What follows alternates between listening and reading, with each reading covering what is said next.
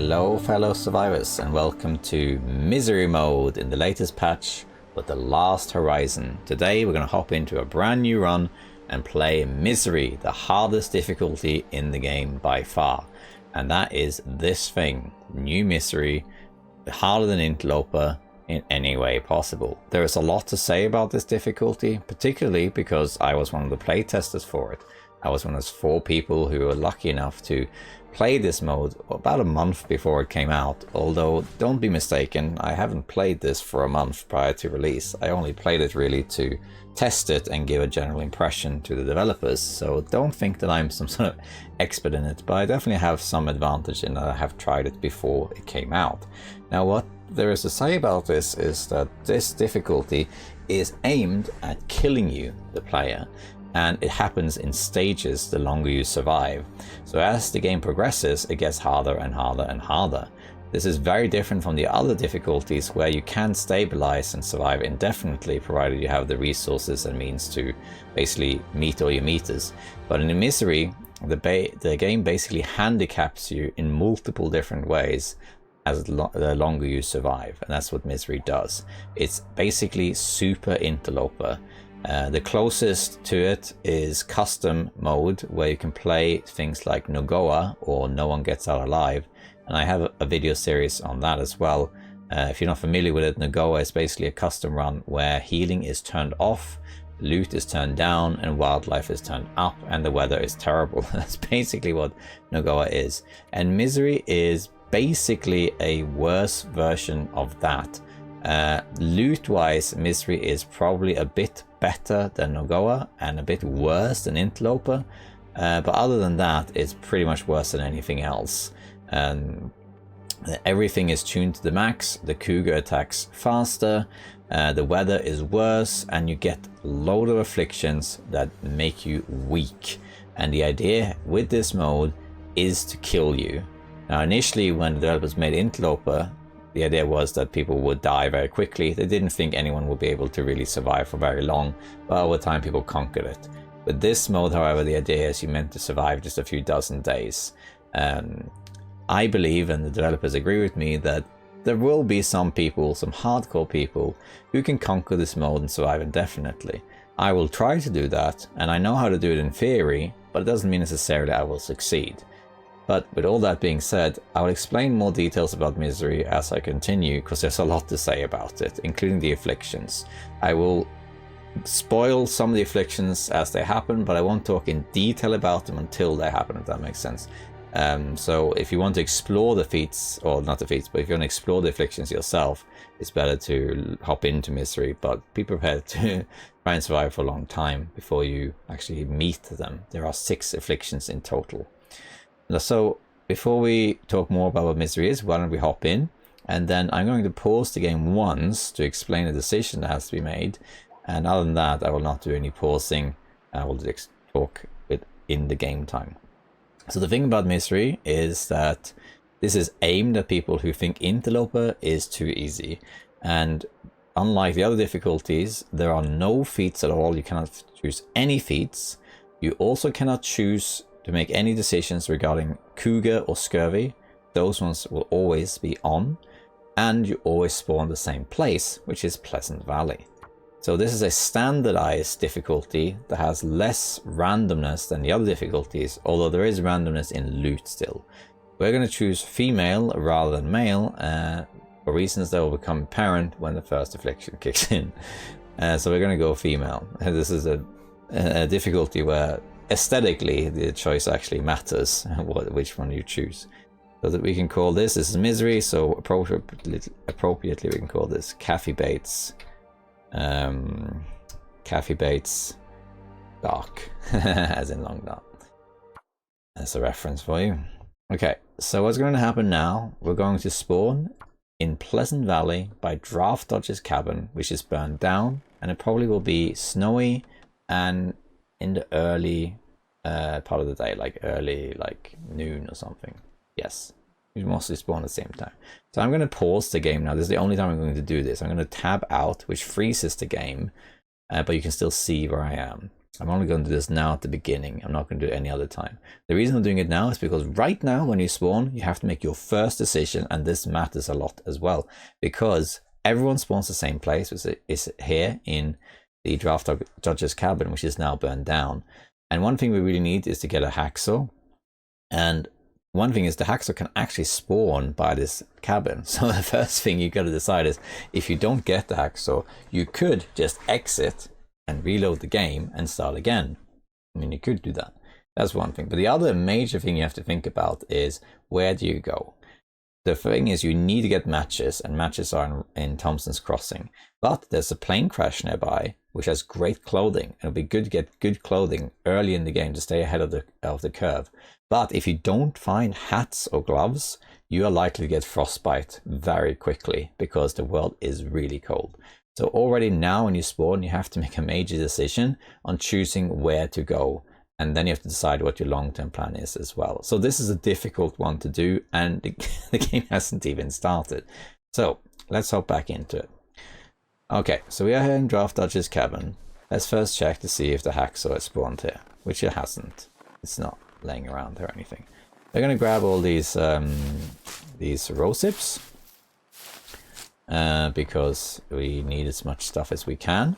Because the way this works now is that day one of this mode, and only day one, is pretty much the same as interloper. There are some minor differences, like this cabin has burned down, and there's stuff like that. And there's also things like there's a bit less loot, and the weather is colder than on interloper. But other than that, it's largely the type of interloper you're playing here. But we have to make a few decisions here. Oh, let me just, yeah. So I have played this mode a few times now, so I haven't survived very long, but that's mostly because I ended runs deliberately to give feedback to the developers. I have not had any runs where I deliberately tried to survive as long as I could. And before I say more about that, we have to make our first decision, and my decision is to not go to the plane crash. The reason being is that it's very cold, I don't have gloves, and I don't have hats. So very soon I'm going to get frostbite risk. And I don't want to get frostbite. And if I go to the plane crash, it's very likely that I'll find a hat. Because very often there's a wool toque that spawns there. But I don't get gloves. Now I could go to the farm and I might get a sewing kit there, and then I can make gloves, but I might also not get a sewing kit there, in which case I don't get gloves. So there's a high risk of frostbite, and I think the frostbite sets in pretty fast on this difficulty. There is possibly a bug going on right now, which has happened before when patches come, which is that frostbite, the counter stops ticking, but then you still get frostbite. But when I did tests with this, I found that you got frostbite very, very fast in this mode. So you have to get fire, or at least cover your extremities pretty fast. So if this was a normal interloper run, most likely what I would do is go to the plane crash. And then I would go to the farm. And then I would start looting the rest of Pleasant Valley, and then probably go towards Mystery Lake. And I would get frostbite risk, but it should be able to mitigate it. That can be done here too. You can go on to the plane and get stuff from there and mitigate the frostbite risk if you warm up enough. But this is a little bit of a race against time, because we want to really achieve as much as we can before the first day is over. The first day of this mode is basically interloper, but after day one it turns into a whole other world, because the first affliction will happen 24 hours later. The way it works is that the first affliction always happens after 24 hours, and the last affliction always happens after X amount of time. I don't know exactly how long, I think it's around 40 days. And then in between is everything else. Hey, we got a hacksaw! I could use this. Hurrah! That makes things easier for us to decide what to do. This is one of the spawns for hacksaw, by the way. If you go here in Pleasant Valley, there's the frostbite risk. You can get hacksaw here. You can get it in the farm. So that it's worth going for that, but I'm not going there because I need to get matches. You can also get it, I think you can get it in Unnamed Pond, no, Pensive Pond, I think. And Hilltop Cave. There's a few places you can get it. You can also get the hammer in here. So I don't think you're guaranteed, I don't know the loot tables that well, but I don't think hacksaw is guaranteed in Pleasant Valley, but you have a fairly decent chance to find one. Okay, now let's see if we're warm in here, which I don't think we will be. No, we have -4. Okay, and frostbite risk is 6%. We have time to loot this quickly. There is a stim in here. Hey, heavy hammer. Perfect. Got the hammer as well. Fantastic. That makes things easier. Canister. Okay. And I'll explain my decision, how I'm thinking about that, after we have secured frostbite risk. So let's get the stim. The stim will be either here or most likely upstairs on the shelf. We're warm in here, but we can't really stay in here. It's not really worth it.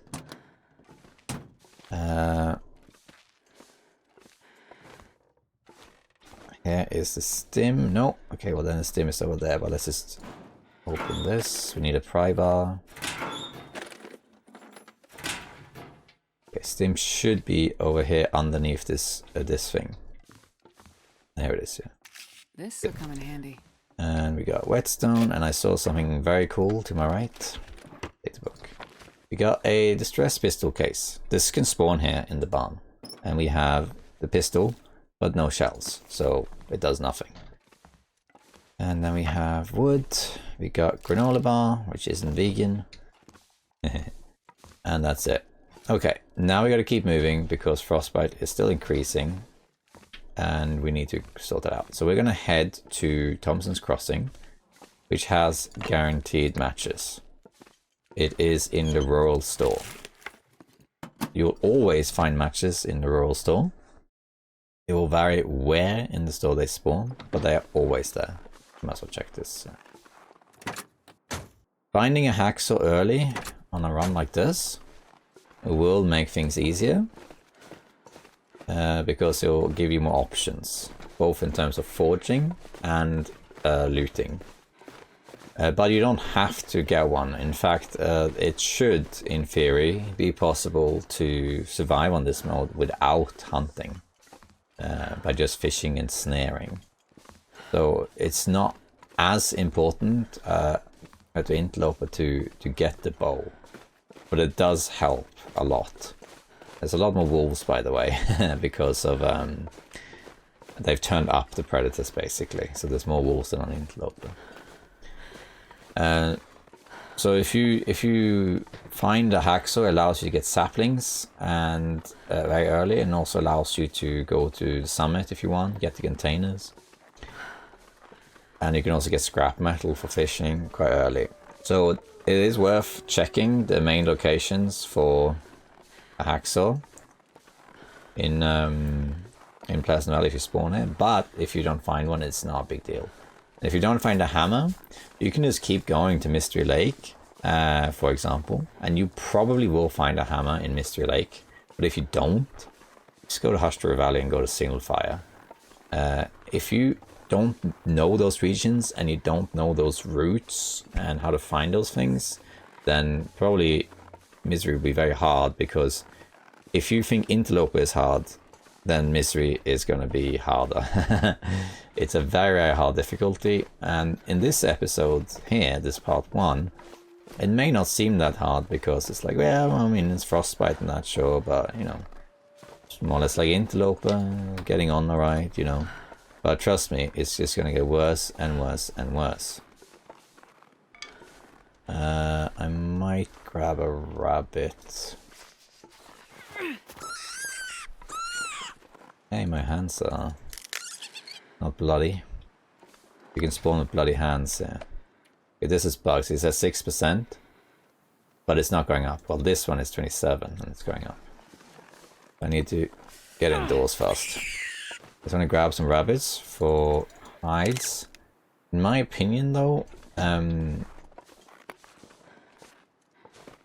getting warm clothing in this mode is actually not that important because of how cold the world gets and how you have to take precautions to not lose health later in the game. But having warm gear will still make it easier to recover health, or stay warm rather. So it is still worth it. We're going to ignore all this stuff for the moment, except for quickly see here if there is a pry bar. There is not a pry bar. No, okay. Check thereafter. We're going to ignore Thompson's Crossing for now. As the crossfoot that was there. And we're going to get the matches, because then we can start a fire, we can start warming up, we can deal with frostbite. And then we'll go from there, and then we'll make, once we are stabilized, we can make a decision on where to go. That's what we're going to do. There's a lot of things to explain, a lot of things to narrate, a lot of things to walk through in a very short window of time. So bear with us as I'm talking a lot, and through time it will be faster and faster. Sorry, it's faster. There'll be more and more information, and I'll slow things down. So we're looking for the matches. The matches can be here behind the counter, but they're not there. And they can also be here, but are not there. And there's also oats. Oh, usually there's oats. There's the oats. These are guaranteed, they're always there. And potato is always there. Matches can be here, and there they are. If the matches are not here, they will be here, or they will be around here, or they will be over here. So you can find it in the dark. There. See. And we take the sewing kit, and we gotta hurry a bit because frostbite is kicking in because we are still cold. But let's just loot this quickly and go make a fire. This is why I picked up all the sticks. We got some carrots here. We got another carrot in here. Potato, one potato, two potato. And I don't really want to linger around looking too thoroughly because I'll take too much damage, or rather frostbite is what matters. We'll check this later. Okay, now we're going to head to the community hall, and if it's still cold we're going to make a fire. This will start slowing frostbite down. Okay, right, it's still cold, so we are going to start a fire here. I don't have actually that much tinder. But that's okay, we got 80% chance, and I can just make tinder with my sticks. There should be some newspapers in the bathroom as well, so, and in the office, so I'm not too worried about tinder right now. Okay, we got our fire. Let's put on some stuff. Yeah. Let's make water. Now we're warming up. Is there a skillet here? Yes, it's often up here, very hidden. Well, this is a miss. Come in handy. Put the skillet on and make water. Put potatoes to cook. We're not going to save the potatoes for anything. We do want to get well fed, so we're going to just cook those right away. And then we're going to start looting. Painkillers. And we're going to get as much food as we can here. Yeah. And then once we are a bit sorted, I will explain what we're going to do.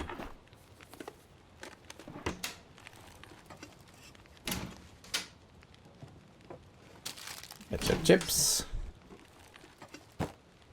I know, good loot in this one.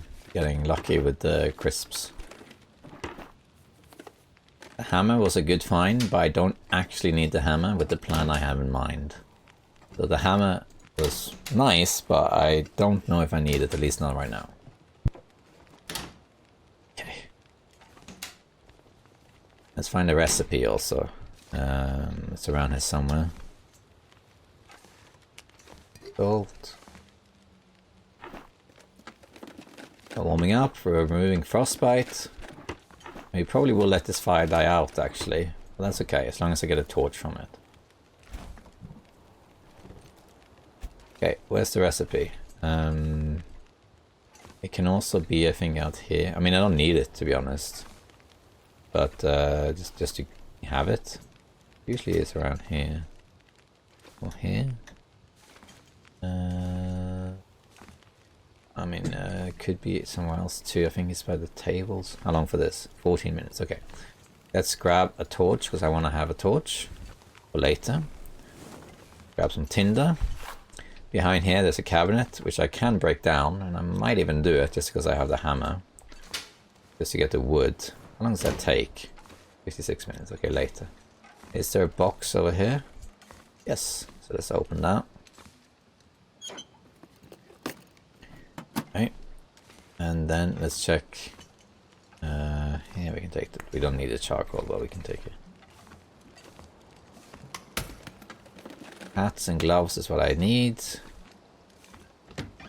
Here's the recipe for the stew, which I don't think we'll ever make. Hey, coffee! That's lucky. That's a random. You can get random spawns of coffee in drawers like this, as well as cabinet drawers like this. You can just randomly find coffee. So if you ever are on a hunt for coffee, make sure you loot all of these. We need to make. We need to grab some cloth also. Take the water as well.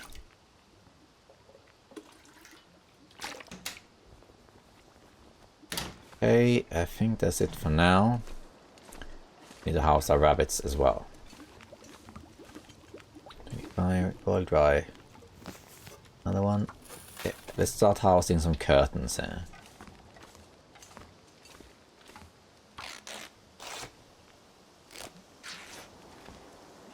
Do this twice.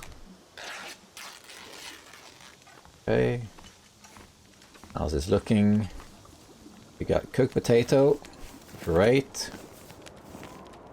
And we don't have a can opener, but we can make another potato. An hour. 13 minutes. Okay. I might actually forgo this water here. Well, I'll take it. Put another one on. And put on one of these reclaimed woods. And then I'm going to break down this table to get the cabinet. I don't care about the cabinet, it was just wood really I wanted. There we are. It's cooked. All dry. Okay, nice. 19 minutes. Let's make more water. And then we're going to harvest these rabbits I picked up. Starting with the meat.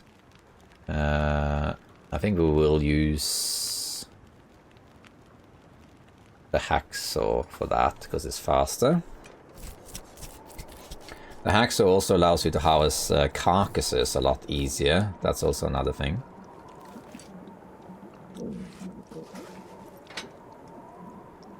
Almost had that finally go out there.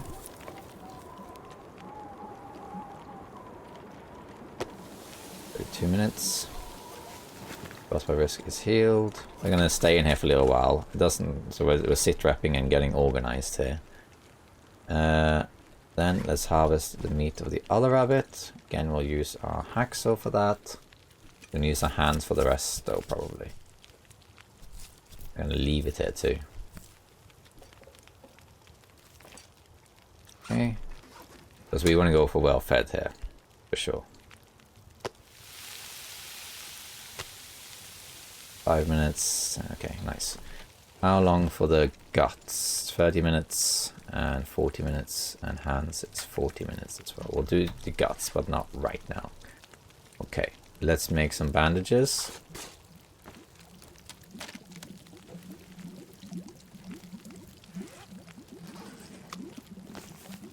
Okay, we don't have can opener, so we're not going to cook any stuff on here. We can make porridge though, I guess. Actually, I'm not sure we can make porridge with this.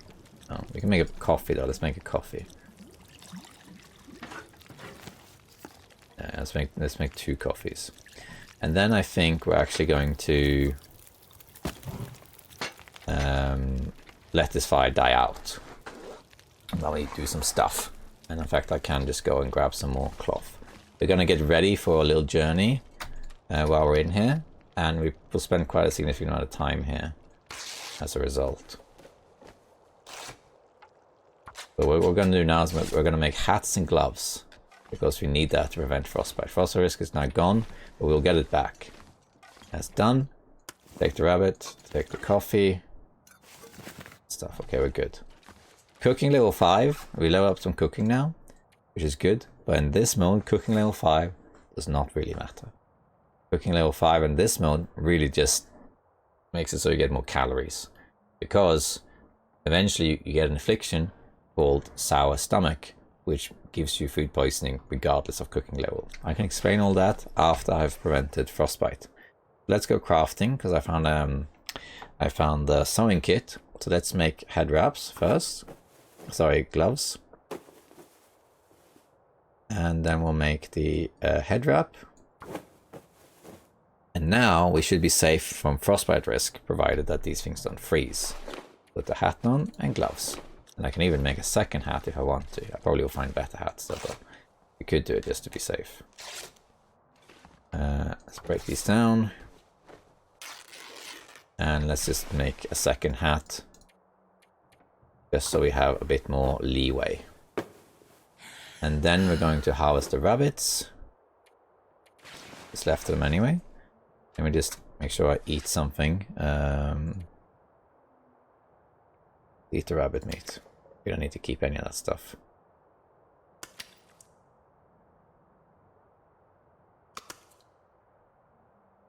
Because we will go for well fed here. And then let's get the water, have a drink, and we're going to harvest these rabbit hides now. And then after that I think we should be good, and then I can explain what our plan is. Okay, we're harvesting the rabbit in the dark. If you need to use your hands in the dark, it's usually okay. But if you need to use tools in the dark, it's not okay. Okay, and then grab. I would have liked a third rabbit, to be honest, but okay, it is what it is.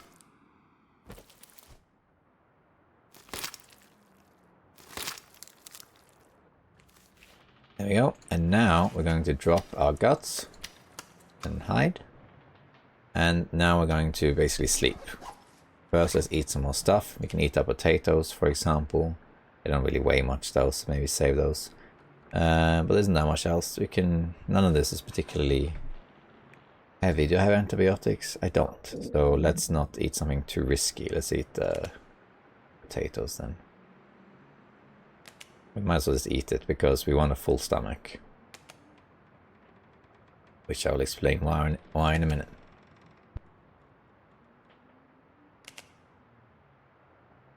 Now, the way I approach mystery might be different from how other people do it. And there's a load of people who I have no doubt will master this difficulty better than me. But for now, let's deal with how you can approach it. Okay, let's sleep. It's cold, but because of the clothes I just made, I have extra warmth. See? So now I'm okay. So we sleep here and it's safe. And we're into morning. Okay. 21 hours. In 3 hours, it's going to get worse. Let's have a drink. So let me explain what's going to happen now with this blizzard in the background. So in 3 hours now, we're going to get an affliction, which is called, I believe, diminished form. What happens then is that you lose carry capacity. Instead of having 30 kilos to carry, you get 25. And in addition, you're weaker in struggles, and your stamina meter is compromised, so you can sprint less. So it's like you're wearing heavy gear. So that means you can carry less stuff and you can run less. And that leads you to the first decision you have to make in terms of where to go. So what most people would do here, if this was a regular interloper run, especially because we do have the hacksaw and the hammer, is to now head to the forge. You head to the forge in Fallen Muskeg, and you pick up saplings along the way and you cure those, and then you forge to get the bow. And you could do that. There's no that's a good strategy. You can then get the bow, you can start hunting, and then while things are curing, you can go to Tin Wolf Mountain and Ash Canyon, that sort of thing, and it's a good enough strategy. And the alternative is to go to Ash Canyon right away to get the backpack. If you do that right away, it will negate the loss that you get from the first affliction, and you'll basically carry normal again. And then when you get well fed, it's as if everything is back to normal as far as carrying capacity is concerned. And I personally think, oops, I clicked something, hold on. I personally think that it's worth doing that. Hold on, give me 2 seconds. I accidentally clicked something. Alright, okay. I just clicked the button on my head that said this did nothing. So what I actually want to do is I want to go to Ash Canyon, and I want to get the backpack, because then I can carry more stuff, which will be very useful in general throughout the entire challenge. And because I also have the hacksaw, I can also summit early and get a lot of extra gear, which will be very handy for this run. If I didn't have the hacksaw, it's still worth going to Ash Canyon, but there is a risk that you don't find a hacksaw along the way. You could find a hacksaw in a couple other locations in Pleasant Valley, and you could also find a hacksaw in Tomb Wolf Mountain, but you don't find it in Ash Canyon though. And so there is a risk, if you don't have the hacksaw, that going to Ash Canyon doesn't involve going to Summit. So it's a calculated risk. But finding the hacksaw early, and the two best locations really to check early in Misery is the barn I just was in, as well as the farm. It can be in those locations, and the Draft Dodger's cabin, so where you spawn. So if you go check your spawn, check farm, and check the barn I was at, you've already done more than half of the possible spawns in Pleasant Valley. And you could, if you really wanted to, check those three, and if there's no hacksaw, just quit and load again. The hammer is good, but the hammer is not that big a deal, because if you don't find one, you can find one probably in Mystery Lake. Like, you're likely to find one in the dam, or if not in the dam, it will be like in one of the major locations in Mystery Lake. And even if you don't find it, you can just go to Hushra Valley, because there's a load of loot in Hushra Valley at the Signal Fire, and in the caves. So you can, and you will find a hacksaw in the caves in Hushra Valley as well. So if you need either of these two things and can't find it, just head to Hushra Valley and you will find them there. In the Signal Fire and the Ice Caves, you'll find all of that stuff. So that's one thing. I don't need this now, so I'm going to leave this behind. So I'm going to go to Ash Canyon now. I'm going to get the backpack. I'll go to Summit after to open containers with this. And we're going to come back into Pleasant Valley, and then we're going to go forging. Now, normally I wouldn't do that. I would prefer going forging first to get the bow as fast as possible, so I can then get there and kill a bear and kill a moose and all that stuff. But honestly, in a difficulty like this, I don't think it matters that much. I do want things like the Moosehide Satchel and things like that, but the rest isn't that big a deal. And I'll tell you why. The reason is that later in the game, two things happen. So we don't have to talk about all the afflictions right now, but in a few hours now, our first affliction is going to come. And that's the one that reduces your sprint and carry capacity.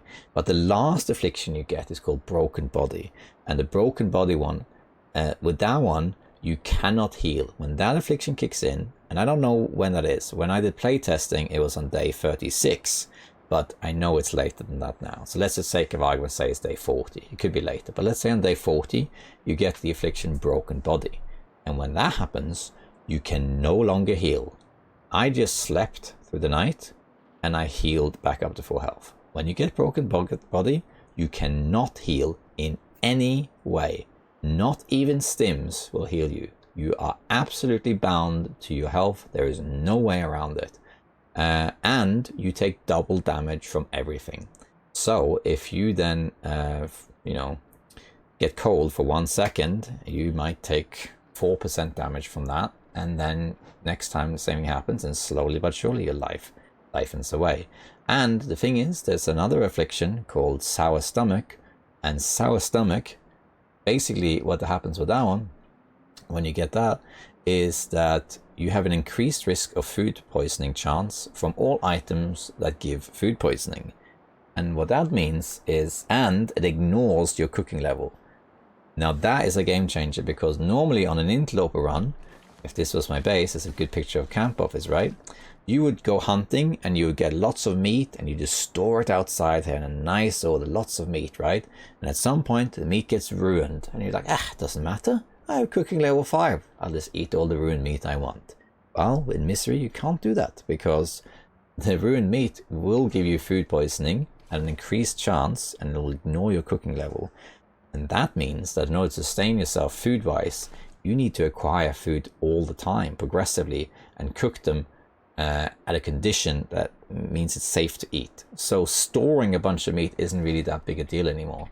And that means that getting the bow is not that big a deal early in the game anymore, because the affliction that triggers this comes later.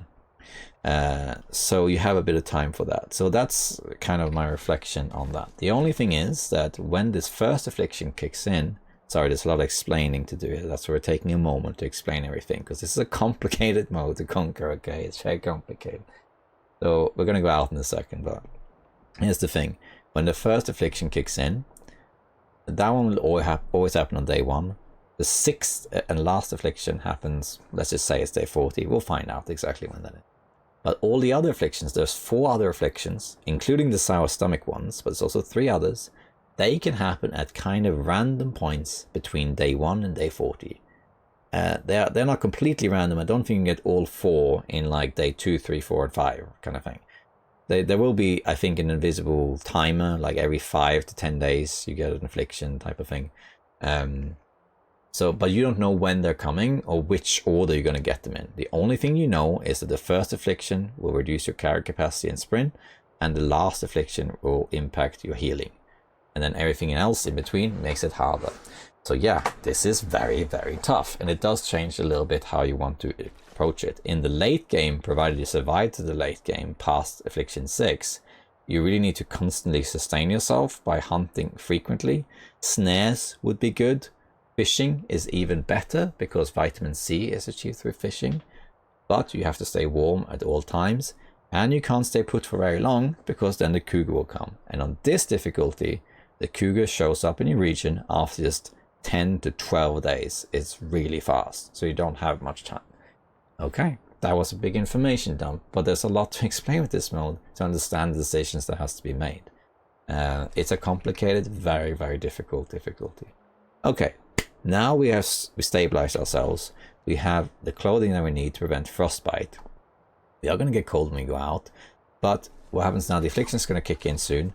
We're going to go to Ash Canyon to get the backpack to make the carrying issue a little bit easier, and we'll get some saplings on the way, and we'll go to Summit as well, and then we'll come back and then we'll forge. So because of that, we can leave some stuff here. We don't need the saplings, for example. We don't need the hammer. We're not going to use it, most likely. There may be 1 or 2 cases where we could use it, but we don't really, not really need it, so we can drop that. We don't need to bring spray paint either. Let's see, what else can we leave behind? The books we can leave behind for now anyway. And we'll take all of the food with us. We'll take that. We don't need the canister either. Drop that. And actually, let's make tinder. No, we don't need to make tinder. We're going to pick up tinder. Okay, and now I'm hardly carrying anything. Let's make a note here. In community hall. And there is 2x rabbit hide. And pelts. And hammer. And this, you know. Let's also put what I always do, which is short and gold, which is gold mine, backpack, and summit. Okay, so that's pretty much it, isn't it? Is there anything I want to do before I go? I felt like there was one thing I wanted to do. Going kit. I think we are good. I just feel like there was one thing I wanted to do. Maybe I'm... No. Okay, so now we're good. So now we're going to head to Ash Canyon. We're going to go via the birch forest to get birch tea. Because on this mode, despite the fact that healing eventually gets disabled, birch tea does work. It just stops working when you have the last affliction, pretty much. And before you get the last affliction, by the way, there'll be a separate affliction that will slow down your healing, so you're likely to die then as well. If you play interloper regularly and you have managed to survive a few days on interloper, like maybe you haven't mastered it and you haven't survived hundreds of days on interloper, but you've managed to survive an interloper a while, then you should be able to survive this difficulty for a while too. because it's pretty much interloper in the beginning with penalties. But as you progress and you get to like day 20 upwards, it's going to get very, very difficult. Okay, I will pick up this wood, but I might drop it again later. Okay. So we're going to loot these houses first, pretty much for this clothing and anything else. And then we're going to head through the birch forest, pick up birch. Hey, we'll too. This anymore. You would find one eventually. Hey, hockey jersey, that's a good one. Put that on. I think this is worse. It will be better once it's repaired, but... and then we're gonna just basically head to Ash Canyon to get that backpack right away. That's our goal. We'll pick up saplings along the way and let them cure while we're out. In the late game, you most likely will do primarily fishing and snaring with some hunting. We'll see though. Okay, and then I want to check over here. I checked here already, but have another quick look. There can be a pry bar here. There can also be down here in this little guard house or whatever this is. You can find the thermos. Let's see if it's here. It's not here. Then it's most likely in the Picnic Falls area. We can also, while we're here anyway, very quickly pop into this building here. Even though we don't really need anything in here. Because there's a container or two. I don't really care about looting. Hey, dog food. Looting all the minor places in the world. Because you don't really have time for that. This is not an exploration mode to play on. This is a mode you play on to survive the best of your abilities, pretty much. And looting and like exploration comes later. And I'm picking up charcoal, but I don't really need it if I'm honest. Okay, there's a supply bin there we're going to ignore. Okay, so we're gonna head now. We're gonna get cold, that's fine. We're gonna head through the birch forest. Gonna get wood. We don't have frostbite risk anymore. We'll only get that if we get wet or in a blizzard, but we still have hypothermia risk. Now, in this particular mode, you can afford to be a little bit more frivolous with matches. In general, the loot here is interloper, but they tuned a few things down, and there's some things that have been removed, including guaranteed items. For example, in all of my runs, I've actually never found a can opener in Pleasant Valley farmstead, and that is usually guaranteed, except for once when I've found it randomly in a drawer. There's some other things that are removed that used to be guaranteed. I don't have a complete list of it, but basically it's interloper loot with stuff removed. That's what this is. So you can find, there we are, here's stage 1, hardship, diminished form. So that's the stage 1 of misery. The afflictions come in stages, but the stages are just categorical names. They don't do anything, they just indicate how far you progressed. Because there can be more than one affliction per stage. And I think there's 4 stages. So 2 of the stages have 2 afflictions. So next now, we'll enter one that has 1 or 2. I kind of lost my train of thought there, but yeah, we basically want to now get as much birch as we can, because the birch will help with calories, it will help with vitamin C, it will help with... oh, there's a moose spawn here. It might be on the other side here though. It will help with health as well, until eventually they remove that. When they kick in the health regeneration removal, you can still drink birch tea. It's just it doesn't do anything. You want to make sure you're at full health and as prepared as possible when the final affliction kicks in. Because if not, you're on a knife's edge. And the way you conquer this mode, in my opinion, is to just basically get as much gear as possible in a short amount of time. Including from hunting, but primarily what you really want once you start preparing for the late game is you want lots of wood, you want the means to hunt, you want the means to fish and snare. And you need to move also, you need to have resources set up for that. at regional bases, because you need to move because of the cougar. Almost certainly I'm not going to succeed on my first attempt. I don't know how long I will survive. I'm hoping I will survive for at least like 50 days. I think the hacksaw can spawn here too, by the way. Near these droid cabins, so you can also find the hacksaw. How long I will survive, we'll have to see. Barring any unforeseen things, like a random, you know, wolf coming at you or something like that, assuming you get to actually play the mode and utilize how it works, pretty sure I should be able to survive for a while, but how long exactly depends on how well I prepare. I'm not going to pick up rabbits right now. There's the bear. Bear is out. He's right over there. We're not going to deal with him though. This is the sort of difficulty that will take multiple attempts to master, because as you approach each affliction, you'll start to learn how that affliction impacts you, and you'll figure out how to counter it. So you might have a plan. Okay, I'm going to do it this and this way, and then you get to that stage in that affliction, and then you realize that that's not going to work, or it didn't work as well as I thought.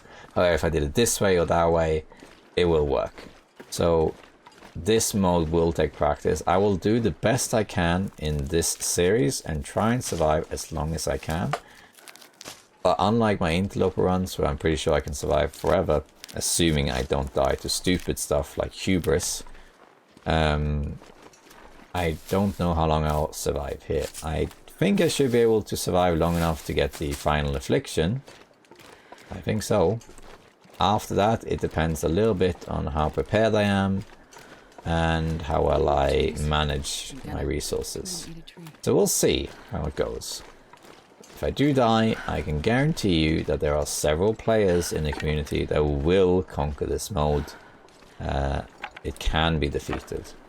By the way, I will show you this diminished form thing, the affliction, in more detail when we are safe. Right now we are not safe, we are very cold, we're getting hypothermia risk, we're losing health. Now it's not the time to stop and start talking about that stuff. So I'll show you later. We're going to head to Misty Falls picnic area, because in there you can find coffee for one thing, but you can also find the thermos, and you can, if you're very lucky, you can find a bedroll. There's not many bedroll spawns in Pleasant Valley or Timberwolf Mountain, but there are some. And that's one of them, so it's worth checking that area. On lower difficulties you can find a bow there, but that doesn't matter here. But we should be able to get to the summit and that without a bedroll, because I have many videos where I do that. You just need to time your fatigue meters right and know where the outdoor beds are and where you can rest and that sort of thing. So it's perfectly possible to reach the summit without a bedroll. But of course it makes it easier. In our case we also have coffee, so we should be fine either way. So summit, here we come. Alright, so let's head to Misty Falls here now.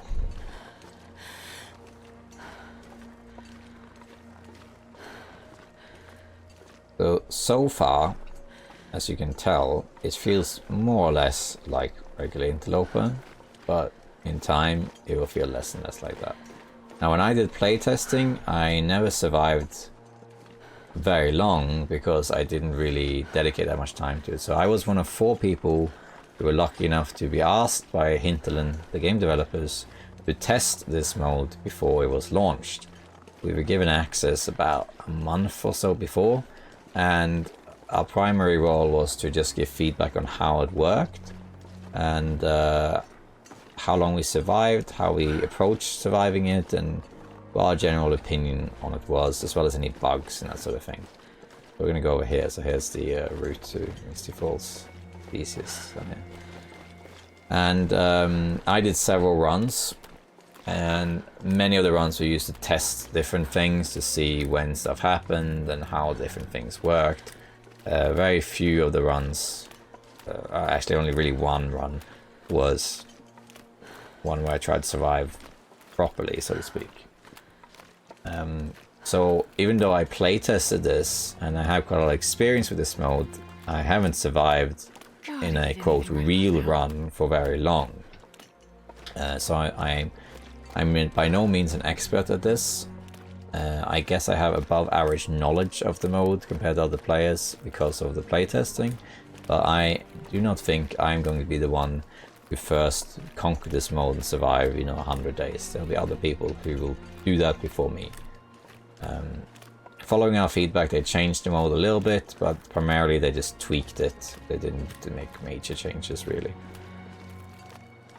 Okay, so here we are, Misty Falls. I want to grab these rabbits as well, because I want to have more hides, and we'll let them cure in here or maybe in the bunker. By the way, if you check my stats, I can actually show you in a second. It does say I've survived for a long time on misery, but it's not correct. I'll explain in a second. So we're going to grab these rabbits because I want some more hides. Reducing calories pretty fast. Might cook the rabbits too, we'll see. I'm not really in a hurry as such. It is a race against time in the sense that the afflictions will come, but I don't think that's really the main issue. I think this mode can be approached in several different ways. In terms of how you do it from the beginning, there's a lot of different decisions to make and a lot of different strategies to choose from. Alright, we probably will harvest these inside the cave, especially for warm though. There should be coal as well. No furnace though, fortunately. How's my hypothermia? It's getting there. So if I'm not warm in here, I have to make a fire, but I might make a fire regardless. Teas will help, and the furnace would have helped if it was there. But here we are. So we'll see what we can do. And once we are warm and stable, I'll explain more about the afflictions, as well as the survival time I talked about. Let's go inside here. So here, there should be some misclute that's worth getting. Okay. We are warm in here. Very nice. Okay. 1 degree only. Let's just take a moment before I do anything else and explain a couple things. Food. We could actually harvest just to warm up first. This. We'll use the hacksaw. It takes less time. Our referring risk should go down. Hardly did anything in terms of warming up, but that's okay.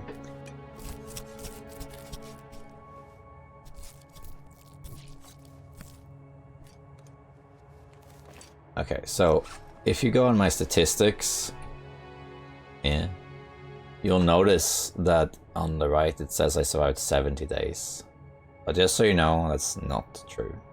I did several runs and of varying length, but it doesn't really matter how long I survived because they were all early access and they don't count. But the reason it says 70 there, just so you know, because you're wondering how that happened, very simply put, what happened was in one of my runs, the final affliction didn't trigger. And I wasn't sure if maybe the developers changed it. So I decided to use a mod to skip, I don't remember how many days, quite a lot of days ahead. And it never triggered. So I realized, okay, we're dealing with a bug here. But of course the game logged it as me being survived, but it's not true. And as far as I'm concerned, any survival days in early access doesn't count. So this number should be 0. Or 1 rather. It's not 70, just so you know that. Okay,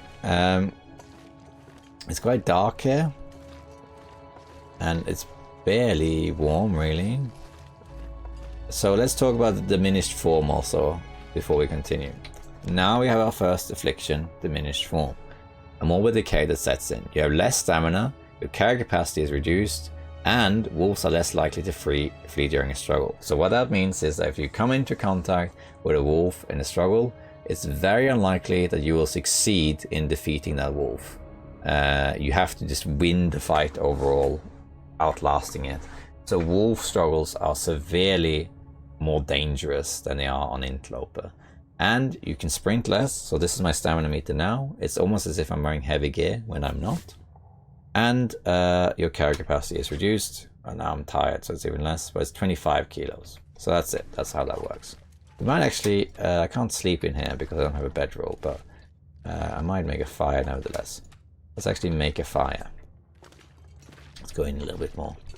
Then we'll go and grab the loot that's in here. I think actually there might even be a campfire. I could use a drink. Oh, okay, let's make a fire here then. No, there is a campfire, it's over there. Yeah, well, it doesn't matter. Let's make it here. We can cook some stuff. Okay, so let's just warm up a bit, cook some rabbits and do some other stuff in here with the fire, and then we'll go to the prepper cache near the Tin Wolf Mountain rope. And we're gonna stay there for the night, and then we'll continue from there. Perfect. Okay, yeah, we can put on some sticks. Let's grab this. Let's put on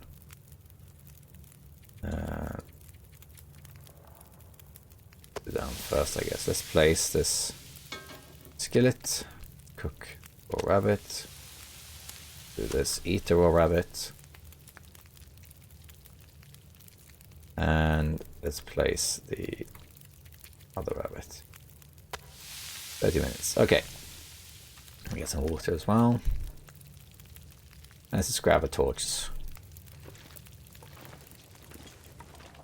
So I'm actually heavy also. Let's just drop some stuff so we're not too heavy. What's the heaviest stuff I got? Water. Okay, I'm tired. Just so I'm not burning as many calories. Let's eat the salt crackers actually. Very light, lots of calories. Or let's just eat it. Okay, then we have coal. Coal is good. And coal. We got guns, which we don't need, so we're going to leave that. This is just a book. More wood. I mean, we'll take it, but we don't really need it. Coal, heavy again. And then we have our secret area over here. I don't want this stuff to burn, so. And here, there is a waterfall. Unfortunate soul as well. And you, unless they changed it, you can get the torch through here by doing this. Hold on. Let me take this off and walk through it naked so it doesn't get wet. I'll drag the torch through. And now you have a lit torch on the other side. And there's coffee. This coffee is always there. Warming up a bit.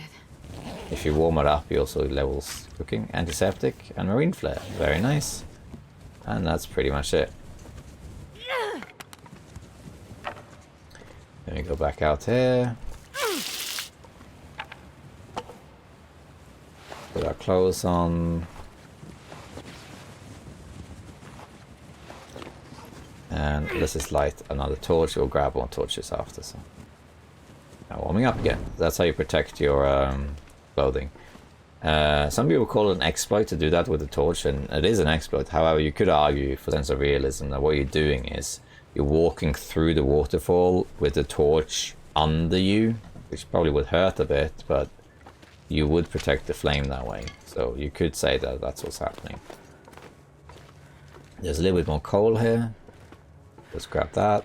And then that's pretty much it in this area. No bedroll though, unfortunately, but I wasn't really counting on that anyway. So there we go. So that's this area for you. I might as well use this fire and do some stuff here.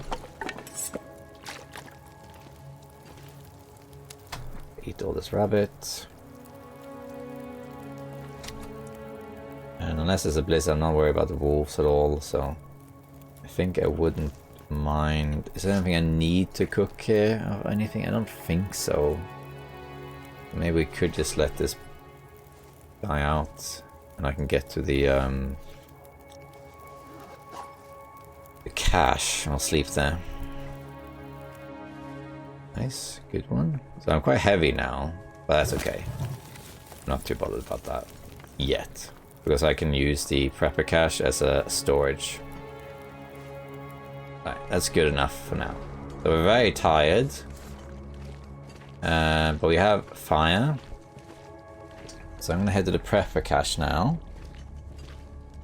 and then we're gonna sleep there before the climb, and we're gonna drop some stuff there as well for curing. That's our plan. And we're gonna continue. We go to Timberwolf, to the Mountaineer's hut, loot that, head to Ash Canyon, get a load of cattails, go up to the mine, get the backpack, and summit, come back here, go forging. That's pretty much the plan.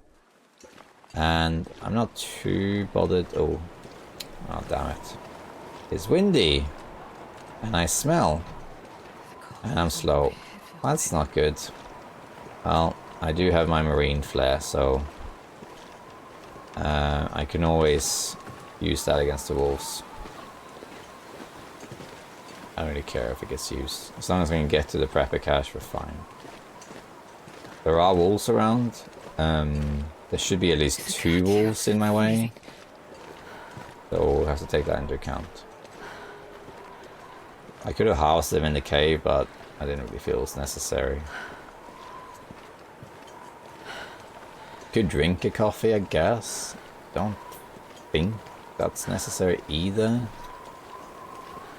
I could have warmed up some teas. We can craft some teas. There's all sorts of stuff you can do. But because I don't have a very specific long-term plan, I'm happy to kind of wing it a little bit day by day. Because I think until we get sour stomach / broken body, for the stomach affliction and the last affliction, I think we'll be mostly okay, barring any unforeseen things. Maybe I should drink a coffee to take a bit less damage. There you are. Let's drink a coffee. Because even though I'm heavy, it does allow me to run. And that allows me to get some distance with this wolf. And I can walk over here.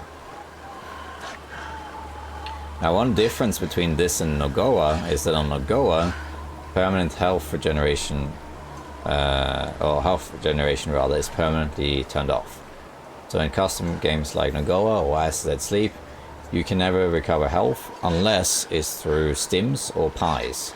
And that does also mean that in the early games such as this, if I'm going out in in snow like this, you are actually losing health because permanently because of the cold, and you need to make a lot more fires. In this difficulty, the health regeneration loss is worse than Nogoa because not even stims work. However, it doesn't trigger until later. So the early game here is easier than the early game in Nogoa. So the beginning of Misery is on par with Interloper, easier than Nogoa, and then as it progresses, it gets harder than both. It becomes the hardest difficulty in the game. And I am sure people can find ways to make it even harder. I know there's a YouTuber called Archimedes who's already started a run called Outer Misery, where he's not allowed to go indoors. Doesn't that sound like fun? So there is that. I think we'll loot this stuff later because the wolf is like right on me. So we'll loot this later. Let's just get to this bunker that's up here, and then we'll go out and loot stuff. But I don't want to risk getting this wolf on me. Okay. People always manage to find ways to make things harder. Okay, so here we are in the prepper cache.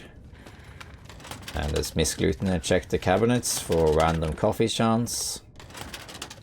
If you loot all of the dam in Mystery Lake, the entire dam, chances are decent that you'll find coffee because there's so many cabinet drawers in that place. We're gonna sleep here. I'm gonna drop some stuff here too. We don't need. It used to be you can find a hacksaw here. I think they removed that. I can barely see, but I can see enough. Gloves. Still come in handy. Spray paint. Alright, I think that's actually everything. Oh, let's grab some of those. Oh, it's not everything. I hadn't actually looted these drawers here.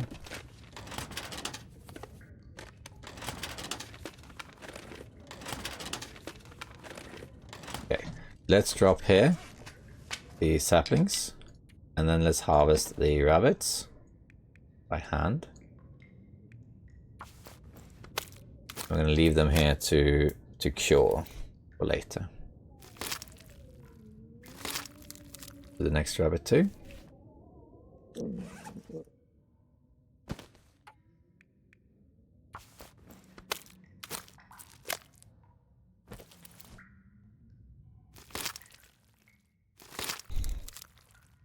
we go.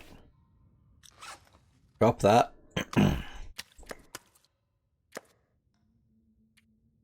I think that's it for now, but we can pass some more time though, in the sense that we can prepare some of this stuff, and I do want to prepare the lichen in case I get Man, I am too tired bitten by anything. Okay, so I'm going to sleep now, and then I'll do some more of that stuff. Let's eat some food. Let's eat. I don't have antibiotics yet, so I don't want to eat something that's too bad. I don't care about food poisoning, but I don't want to get it right now, because that would be too debilitating. Okay, now we're going to sleep for 10 hours. It shouldn't get colder throughout the night because we're inside, so we should survive this.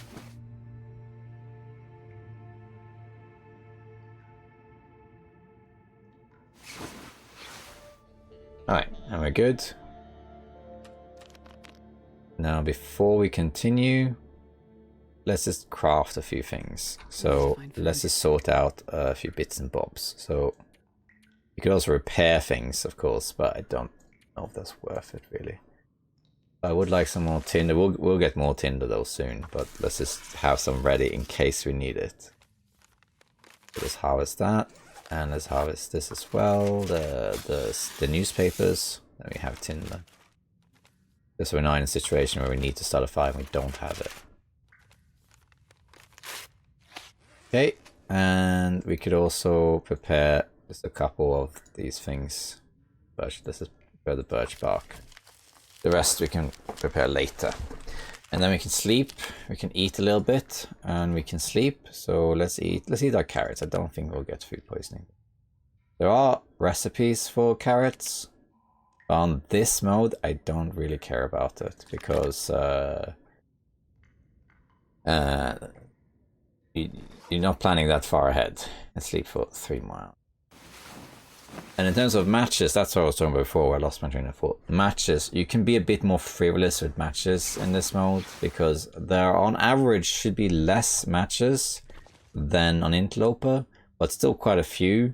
And you can just use them because since it's hard to survive long in this run, unless you really mastered it and you want to be conservative, don't really be afraid to use matches, you know, because you just use them to your, as long as you have some to spare, just use them. Okay, we need to make a note here. So this was easier.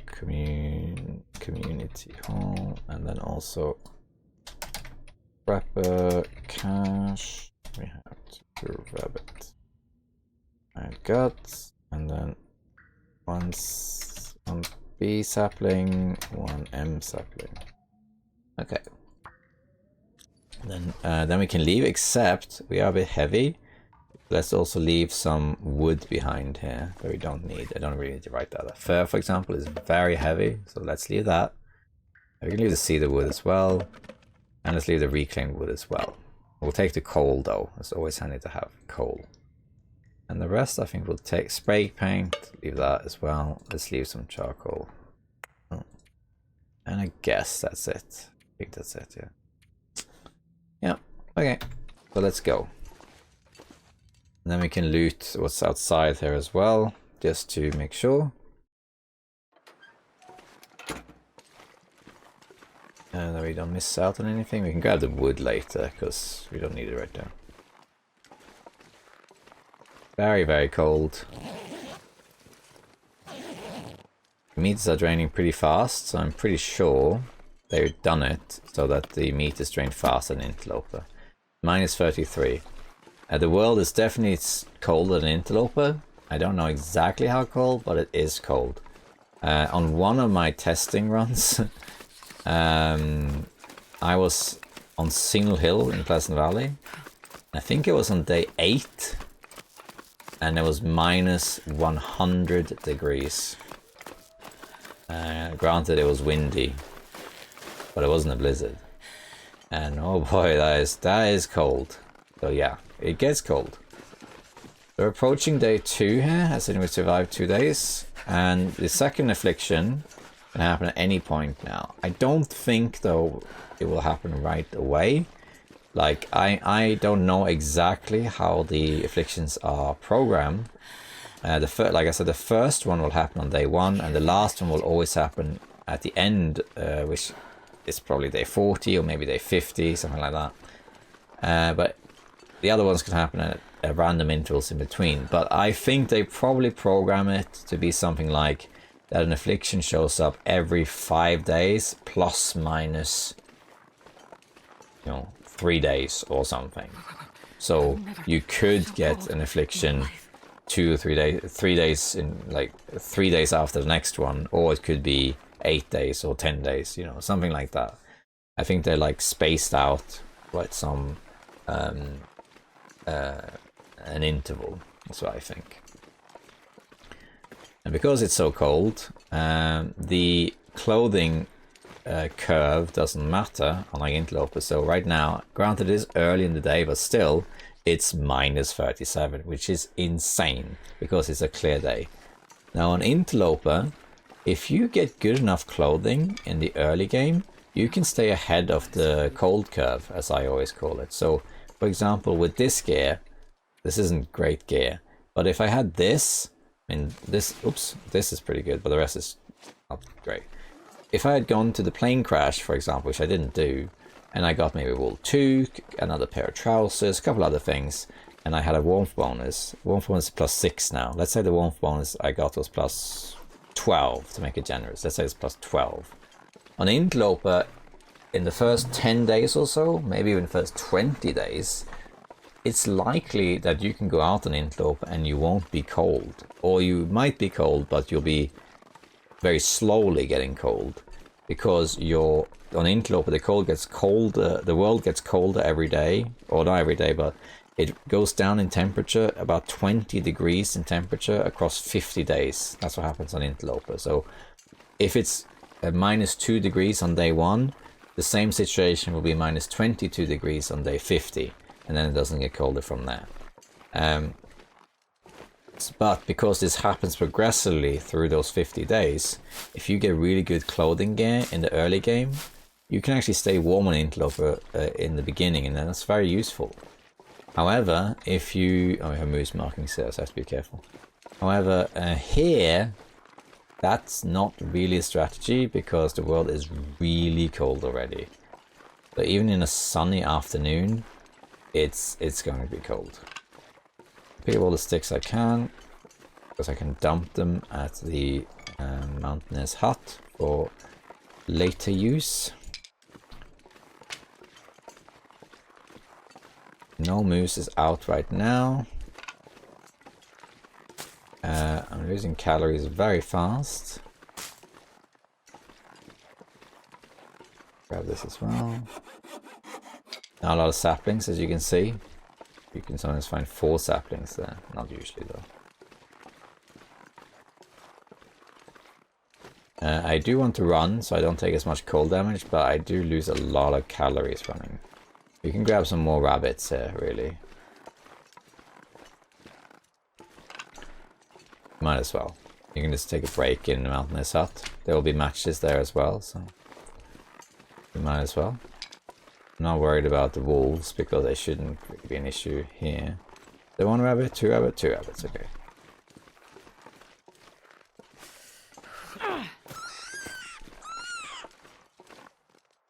Got some extra food. And we'll get some cattails there too, among other things.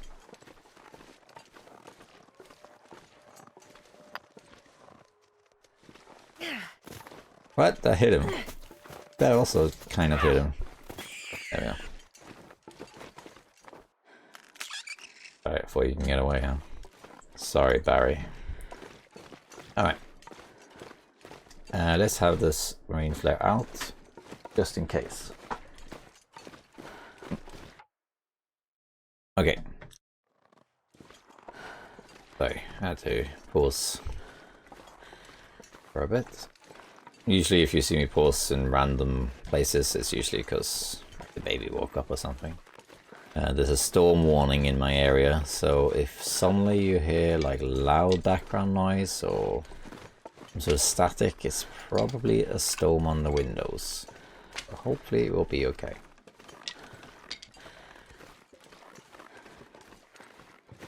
Alright, let's head into the Mountaineer's hut. And here we should find some Hokam's wolfie, 2 wolfies, but we don't care about that because we're gonna go in here. So you guys can stop with that. There you go. And has matches over here. These are guaranteed as well. Well, this stuff will come in handy. And we are cold in here, and we got a load of wood. So I'm just gonna pick this up. Start a fire. To cook a bit and warm up and all that stuff. There we go. And we'll have a little break here, and then we'll continue to Ash Canyon. We'll continue probably until Angler's Den, probably, I would say. I don't think I've ever had a fire go that far towards succeeding and then failing. That's usually fun. Unless I wasn't looking properly.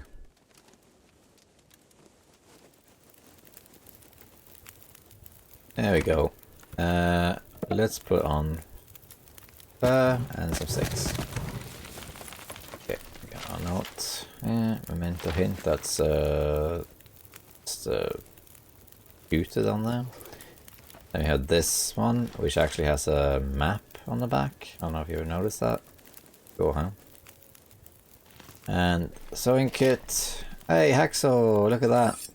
So if I hadn't found the other hacksaw, there will be this one. That's handy. We'll just leave this here though. Don't really need it. For now anyway. Let's see. Ski jacket. Great stuff. We got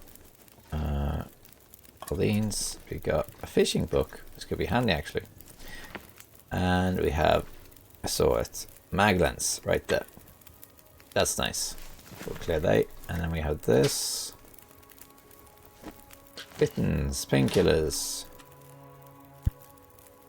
Almost lost 12 fed bonus then.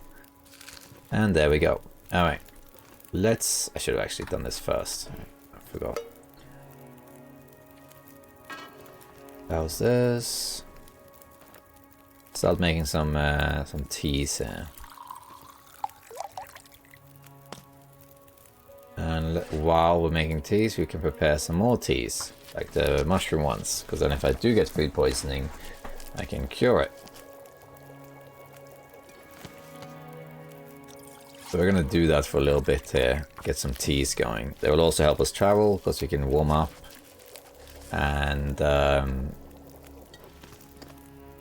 travel further.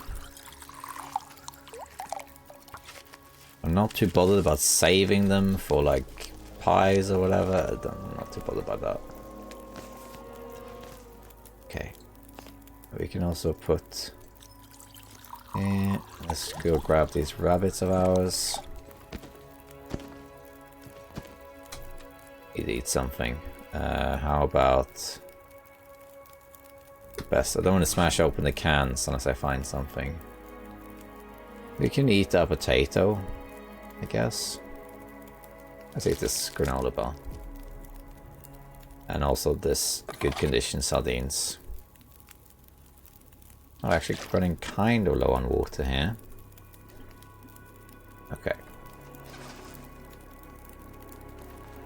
This will take 20 minutes. All right. In that case, let's make water here and teas with that one. How is this for the hacksaw?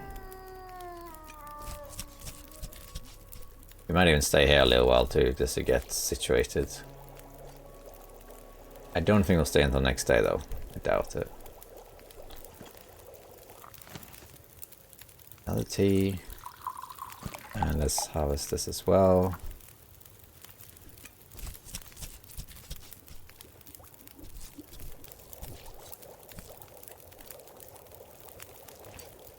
There we go. Okay.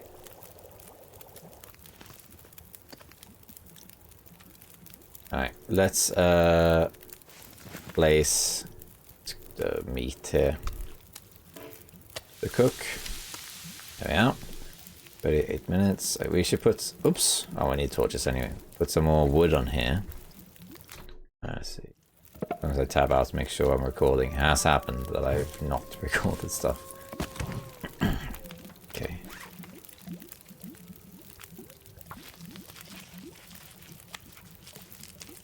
Prepare some more teas.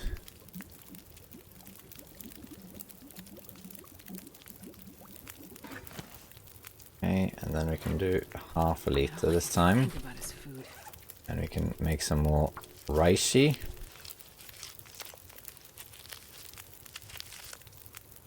Six minutes. Eat that. We're gonna eat the rabbit meat right away. I have a very small piece I can use. Like, what's this one? Yeah, this one is good. 14 minutes, yeah. Okay, let's just do these. Yeah. Eat the rabbit meat. Grab the water, make another water. And put a big piece on, like that one. And then we can harvest the hide. Takes 40 minutes. Okay, more hides curing. I forgot to put the sapling down actually. That's alright. Eat the rabbit meat. Minutes. Alright. Let's just do another reishi one then. I might actually stay at the for night, but I don't think I want to. It's too cold.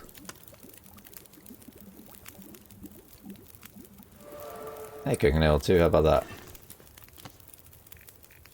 We can make some more birch. Let's make some more water here though. 9 minutes. The guts I think we'll not harvest. So let's drop here. It takes too long. Hide. What else can we leave behind it? A book. We can leave behind... Mittens, are they better? These are not better. They are not... Well, they are a bit better for wind, but we'll leave it for now. E-jacket. Hook. Better. And... don't need the whetstone right now. Guess that's it for the moment. We don't need antiseptic for now. Yeah, and I want to leave some sticks here for future use. Let's drop the wood and then also some sticks. Like a lot of them really. Okay, let's just wait. This. Okay, we're gonna go once this is done. So we're gonna put all these teas here to warm up. You can put them up here, you can even put them outside. Now, I get a lot of questions from people saying, why do you heat up all the teas? What's the point of that? Because you can only drink a few of them, so why not just heat up a couple? Well, it's pretty simple really. You know, all of them are in range. The reason is that, let's say I pick up one that's warm, right? Let's say I pick up these two that are warm, and the rest are cold. When I then have to do this, I click on the radial, I have to find the one that's warm here. And worse, it may not even be here, and then I have to go in my inventory and find it. So you're spending all this time looking for the tea to drink. But if instead you have all them warm, you just pick one of the type you want and drink it, and you don't have to spend time looking for it. That's why I do it that way. I might drink it coffee, we'll see. I'm not too heavy, fortunately. Would like to get the pot. 7 minutes. Grab one more torch. And then we'll go. Very quickly, let's write. Mountaineer's hut. 1x rabbit hide. 1 bee sapling.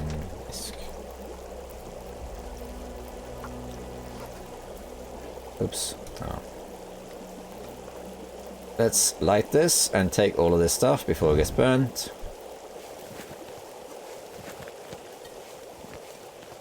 Don't think we need to drink a coffee. And there we go. Notice how I leveled up cooking there, right at the end. The reason that happened is because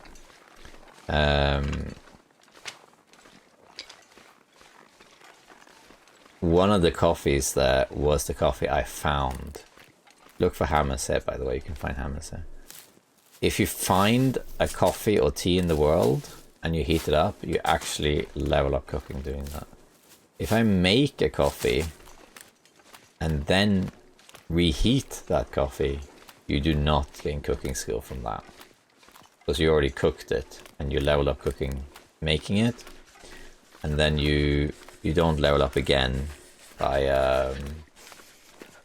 reheating it. But if it's the one that you found and you heat it up, then you actually gain cooking skill from that. We need to drink soon, actually. That is the cave system, yeah. More gloves. I don't think we need these. Oh, they look alright, actually. We'll see. Make better? Marginally better. Who's 0.1 degree, but that doesn't matter. Let's have a drink. Let's do a birch tea. Because we are going to get cold, so. Birch teas, though, don't heat up as much. There is actually a difference between the teas. Everything that you can eat that heats you up, there is a difference between them. But some things give you more warmth than others, which is a bit weird, but this is how it is.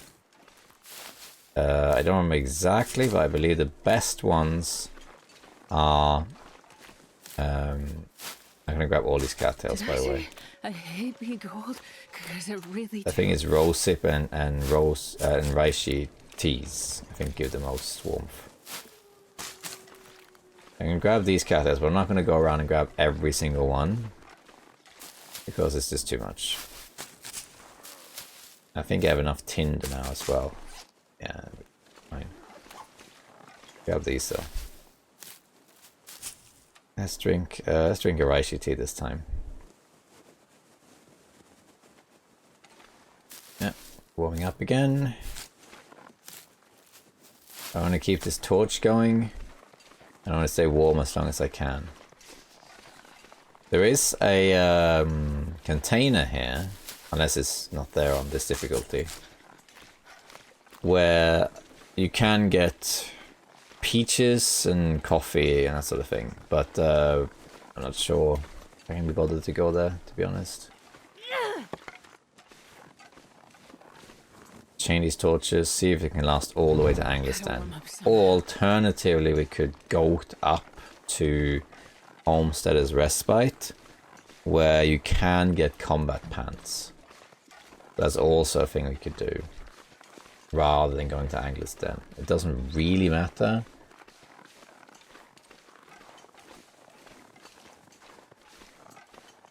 The main difference is if you goat up to Homesteader's Respite, you then have to climb there's the bear, he's all the way over there. So he's not a worry right now. Oh, I need to drink. If I don't warm up. You have to then climb all the way up the long rope to the high meadows and go through Minus Folly, which you can then loot, and then you have to get past the bear, Boris the bear, or the Boris the arrow dodger. Well, if you go through Angler's Den, you just need to get through the wolves, and once you're through the wolves, there's only one small rope climb, And then that's it, really. Let's just stay warm a bit longer. The longer I can stay warm, the better. So again, you know, every decision matters. Every decision matters. Do you want to go to Anglers Den and then go through the wolf nest and take the route to a gold mine? This will give less loot, but it's generally safer as long as you have a torch or flare, and it also takes less energy. While the other route, you get more loot, but it takes more effort, basically. I don't really know which one to do, to be honest, but I'm tempted to use the goating strategy just because then I get more loot.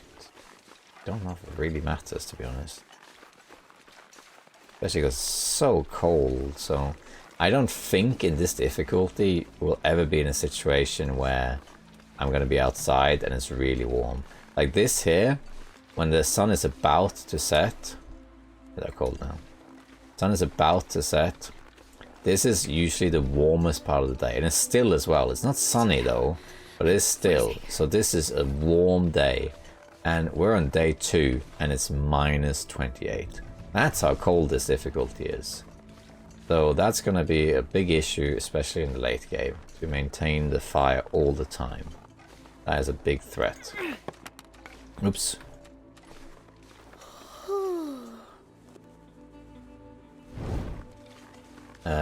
Yeah, so because of that, I'm not that bothered about clothing, because if late in the afternoon on a day like this where it's minus 28, well then, if I have the best gear available on this difficulty, it's not going to be enough. I'm still going to be cold, so then it doesn't really matter.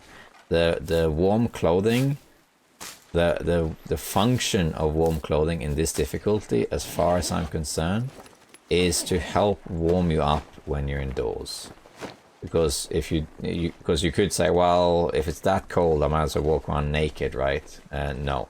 Well, ignoring, of course, frostbite is a thing, but ignoring that, if you're naked or low, the poor clothing, because what can happen is you get cold and you go indoors into a cabin or whatever, and then you're not warm inside.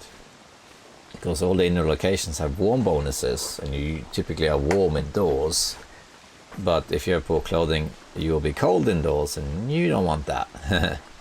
So you want to have good clothing to help warm up indoors. And there will be an affliction coming that slows down how fast you warm up. So if you get cold like this, and then go somewhere warm, you're not going to warm up as fast as you normally do. So that's quite debilitating. I'm going to grab as many cattails as I can. There's a wolf right there. Of course there is. It's getting cold, but I think we should be fine. And I think I want to go to Homesteader's Respite, because also it's shorter. Oh, there's 2 wolves. Hello. How are you doing? Go away. Imagine I also changed it. Wouldn't that be a thing?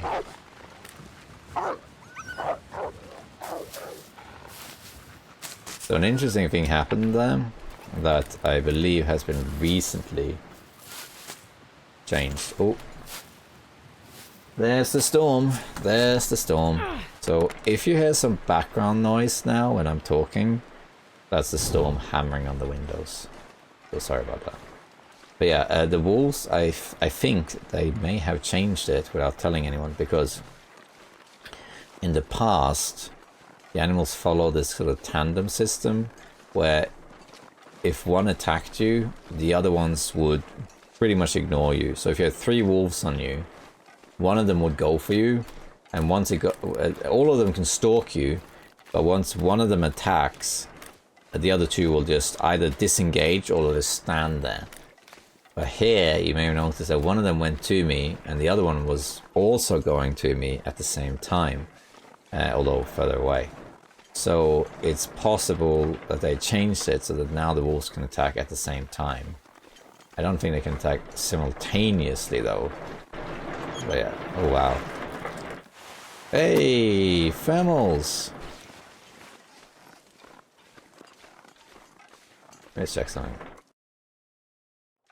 Okay, the mic doesn't pick it up passively, but yeah. If you're gonna hear some background noise now, that is a storm going on.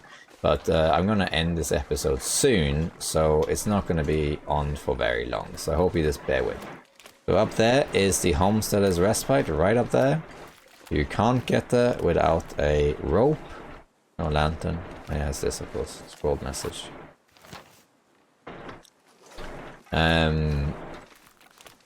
There's the rope.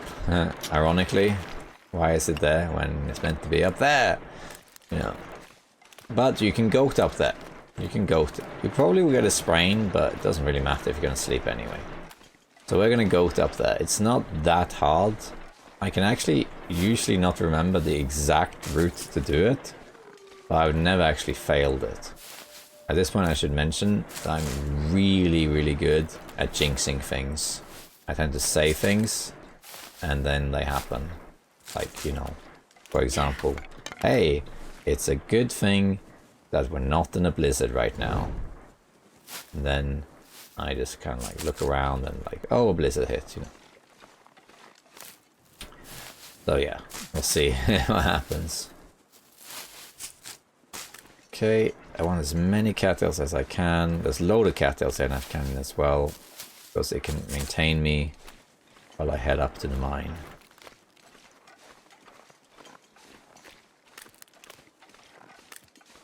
So yeah, I'm pretty sure, even though I didn't test this thoroughly, neither in playtesting or after, but I'm pretty sure that they have messed with the meters as well.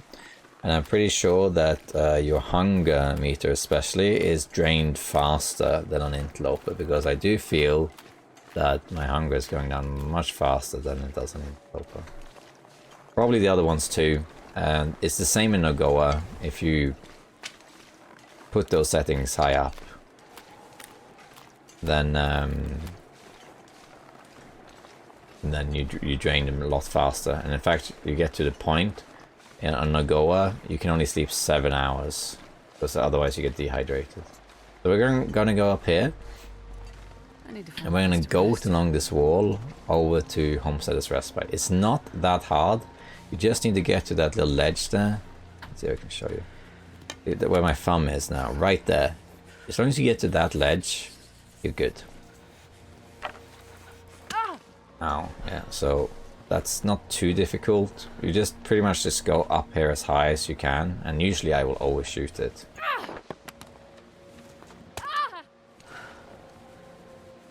I don't think I need this torch anymore, but still. You will get sprains though, because it's so steep and you're heavy and all that stuff, but it's not too hard. Just get up here, and just stay as, for the sake of having a margin, just stay as high as you can really. And just hug the wall. You go around, and it looks like maybe you need to get on that ledge over there, but I don't think you need to. You can just keep going. But I'm gonna go here. Another sprain. And yeah, you just need to get to that ledge here, and you're good. I'm gonna go here, but you don't need to. As long as you're down there, I'm pretty sure you're fine. That smarts a bit. In fact, I end up here anyway, as you can see. And there's another ledge here. Again, you don't need to get on top of this one. You just need to keep going. And then you need to hug this one though as high as you can, really. Still, get over here. We hug the wall here. Now we're almost there. There's the rope right there. I just hug this wall here. Go around. And you can see the plateau here. And here we are. And then go here. And we're up. It looks difficult, but it's not. There's quite a lot of margin for error in this one.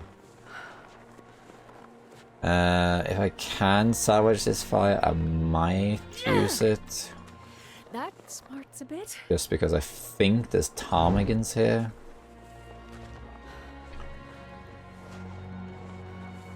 So if I can get inside, I can start a fire. Are there ptarmigans today? Can't hear any. For once, I can't hear any ptarmigans. Ah, there they are. Okay. Let's light the fire first before this torch blows out. So we'll light this fire, go back out and grab a ptarmigan. There's the combat pants. I'll loot all this stuff after. There's good loot in here. Good loot. So it's worth coming this route if you can. It takes longer because I have to do more climbing, and the journey on average is a bit longer to the gold mine, but you get more stuff. But it's worth it for that. On interloper especially. Okay, let's just while we do ptarmigan stuff. This water cooking. Sticks on that. Alright. Let's grab a ptarmigan. Can.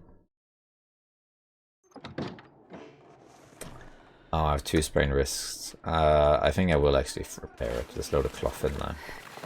It's so cold. That's good, because I think in the past you could actually use it with one wrist. Hurts a bit. Did they leave? Ow. Yeah, they left. Or maybe the torch was too close. Boo, my ptarmigans. No, I used a bandage for no reason. Oh well. That's okay. Mistakes. Just happy little accidents. Alright, let's go back inside then.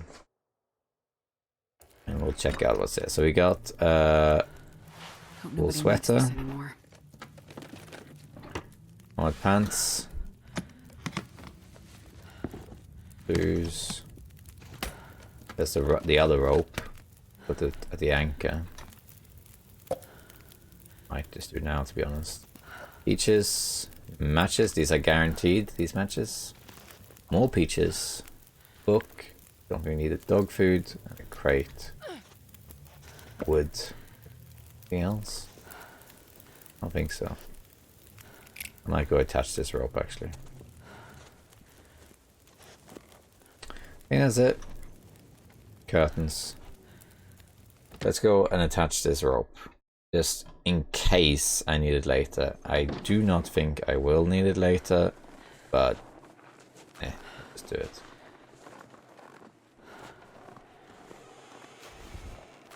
That smarts a bit. Just to have the option in case I come back here, which I don't think I will. I want to survive a late game in misery. But just in case, let's just do it. Ow! Come on, come on.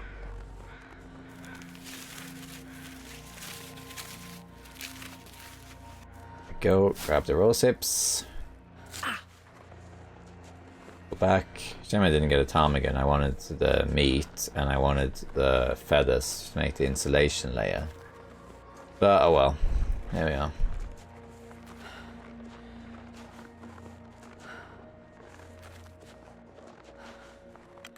Sleep here. How's this looking? Done. How much water do I have? Decent amount, but not amazing. Like a tea. And let's prepare some more stuff.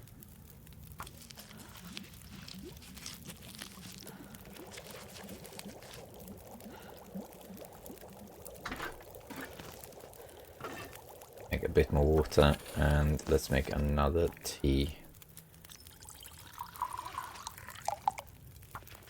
We got a lot of teas, which is good for warmth.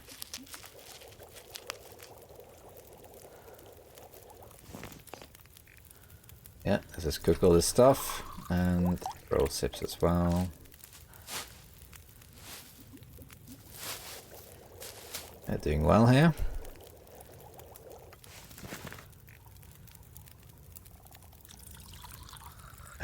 I think I might let this burn out soon. 18 minutes, 25. Yeah, I'm gonna let that'll be the end of it. Let's grab curtains. And we can sleep. Am I carrying anything to kill? I don't think so. Done. We can actually cook another one. It probably will be done in time.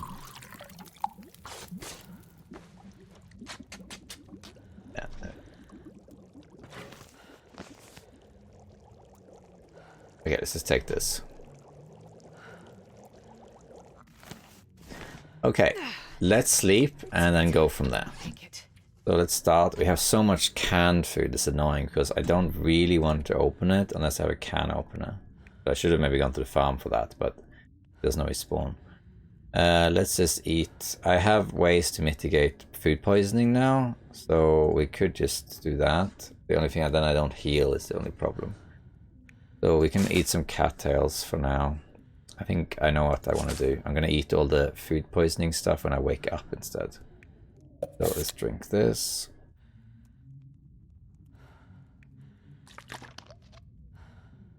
And drink that. And then we're going to sleep for 10 hours.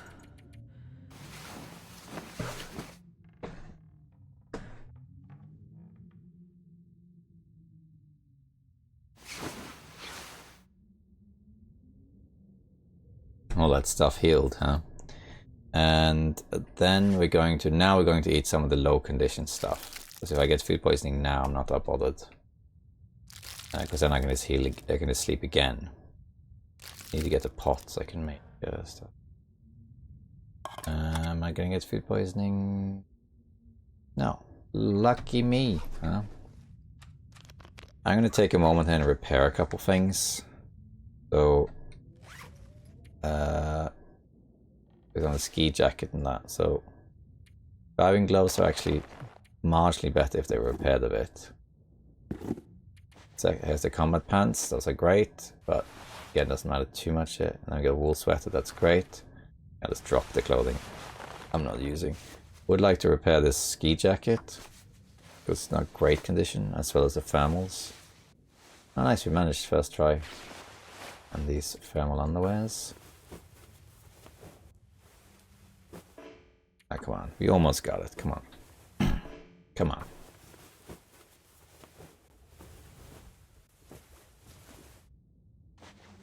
What else, condition-wise? Jersey. Yeah, that takes too long. 10 degrees. Okay, are we heavy? No, marginally not. Let's sleep for another 3 hours though. Eat some cattails. Can opener would be great.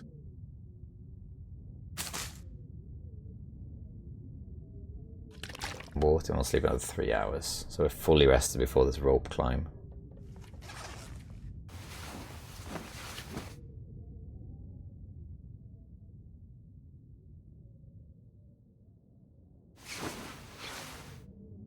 Hey, we got well fed. Hurrah! Nice. Now we can carry more stuff. Isn't that great? And we have more health. So now we survived 3 days. We have 3 days. Not bad. And okay, fellow survivors, I'm gonna leave you there, I am. And that is the introduction to misery mode. And it's pretty tough, but as you can see, the beginning's not so bad. It's basically interloper with carrying something heavy on your back. But it's only going to get worse from here. So far, it probably seems like a slightly harder version of interloper in the sense that it's definitely colder, you get hungry faster, and you can carry less stuff. But yeah, minor stuff really. But it's only going to get worse and worse and worse until you get to the point where you can't even heal. So this is a tough one to survive. And we're only on day 3. We got a long ways to go. But I will continue doing it. I will explain more as the afflictions kick in. And I'll explain my tactics. And we're going to keep going. Next episode, we're going to do Gold Mine. And then we're going to do Summit. We're going to go back to Pleasant Valley. Then we're going to go Forging. And then from there we'll start getting some equipment like the moose hide satchel and that sort of thing. We'll start preparing for the late game basically. So we're going to do. And that's pretty much it really. So it's going to be a journey and we'll see how we get on. Alright fellow survivors, I hope you enjoyed and I wish you best of luck in your runs, whether it's Misery or Pilgrim or anything in between. It doesn't matter as long as you enjoy the game when you play it. Okay survivors, bye bye.